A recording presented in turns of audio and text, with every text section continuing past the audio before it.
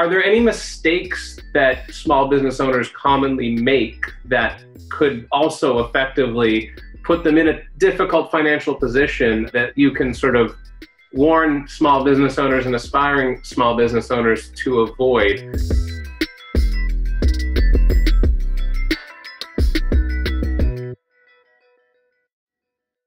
I know everyone that starts a business gets pretty excited and goes out and tries to add more technology or add more people or buy new vehicles or get a different office, or because they're convinced that they're, going to make $1 million in the next 3 to 5 years.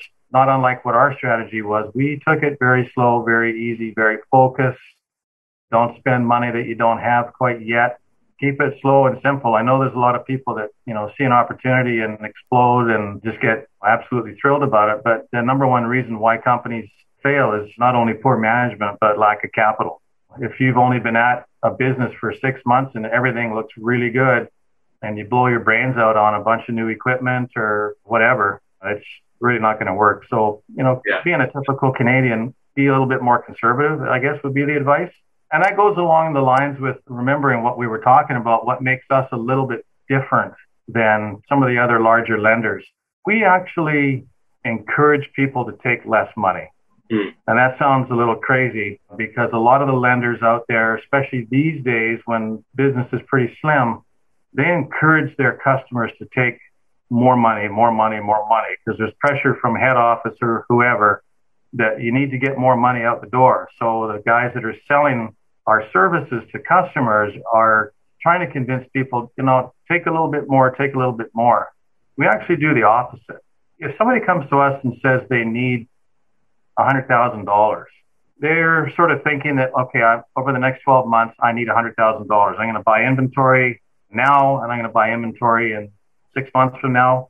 So we always try to tell people or consult people to take less.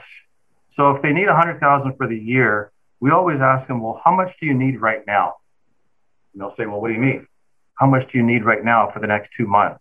And they'll say, oh, I don't know, I need $20,000. And so what we do is we tell them, you're approved for 100, but don't take 100. Don't put that other $80,000 in your bank and pay some pretty high interest on it. So take 20 now, pay it down a little bit, come back in 2 weeks, 2 months, 6 months, whatever, and top up your loan as you need it.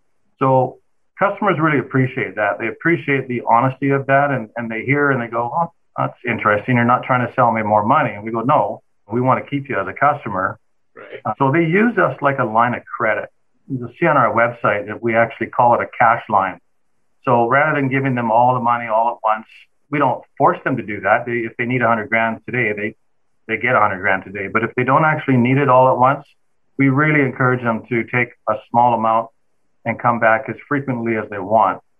A lot of lenders will make you pay the loan off 50% before you can get more. We don't do that. They can get more in 2 days or 2 weeks, whatever time period they want. So that's another little bit of differentiator about us.